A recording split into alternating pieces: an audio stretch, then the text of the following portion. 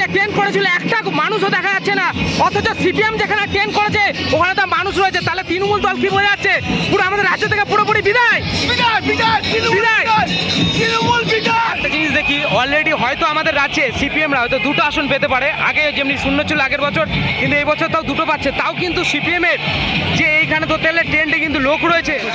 হিন্দু যে মানুষ সেটা এই ফলের মধ্যে প্রকাশ হলো। এতদিন বাংলায় হিন্দুরা মানুষ ছিল না, হিন্দুরা অমানুষ ছিল। আমাদের দুর্গা পুজো, আমাদের সরস্বতী পুজো, আমাদের কালী পুজো, আমাদের কীর্তন কিচ্ছু হতে দিত না। এবার সেগুলো পুনরায় হবে, এই জন্যই আনন্দিত আমি। সুনিশ্চিত হয়ে গেছে যে আমাদের রাজ্যে বিজেপি আসতে চলেছে। তৃণমূল হচ্ছে পার্টির যে ট্রেন, একটা লোকও নেই।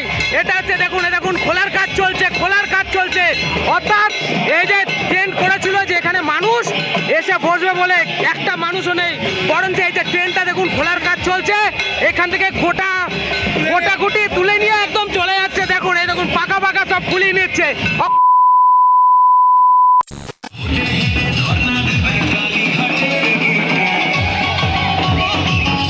জয় শ্রীরাম।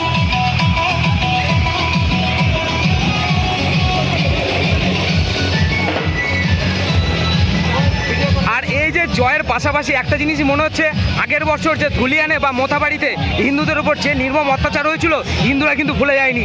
তারাই কিন্তু যখন ভোটের সময় সঠিক জায়গায় ভোট দিয়ে কিন্তু দেখিয়ে দিয়েছে যে হিন্দুরা এখনো বেঁচে রয়েছে। হিন্দু ভোট যদি এক জায়গায় যায় তাহলে কি হতে পারে, যে কোনো সরকার এদিক থেকে ওদিক হয়ে যেতে পারে। তাই অবভিয়াসলি হিন্দু সবাই এক থাকো, এক হও। মমতা শেষ, পুরোপুরি শেষ। আচ্ছা আমি একটা কথা জিজ্ঞাসা করছি, এইখানে যে তৃণমূল এই যে ট্রেন করেছিল একটা মানুষও দেখা যাচ্ছে না, অথচ সিপিএম যেখানে ট্রেন করেছে ওখানে তো মানুষ রয়েছে। তাহলে তৃণমূল দল কি বোঝা যাচ্ছে? পুরো আমাদের রাজ্য থেকে পুরোপুরি বিদায়। দিদি আর অভিষেককে কি বলতে যাচ্ছে? আসতে হবে না, দিদি আর আসতে পাবে না, দিদি আর আসতে পাবে না।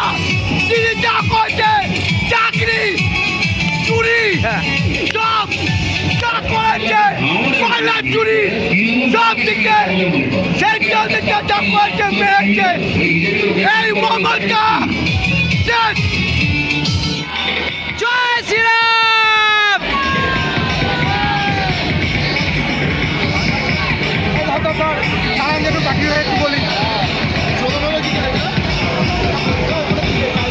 আমাদের রানাঘাটে দেখতে পাচ্ছেন এই যে বিজয় মিছিল উপলক্ষে অলরেডি কিন্তু যে আমাদের রানাঘাটের যে বিভিন্ন কিন্তু 30,000 40,000 ভোটে অলরেডি কিন্তু লিড দিয়ে ফেলেছে।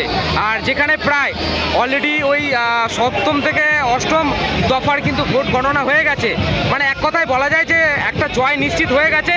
তো সেই উপলক্ষে দেখতে পাচ্ছেন যে গেরুয়া আবিরের সহ যে মানুষের কিন্তু ঢল নেমেছে এখানে। দেখুন শুধু মানুষ কিন্তু একই সাথে খুব উচ্ছ্বাসে একদম আনন্দিত হচ্ছে যে তাদের যে মনোনীত প্রার্থী তারা জয়লাভ করেছে, এবং কি রাজ্যে যে অপশাসনের সরকারের পতন ঘটে বিজেপি সরকারের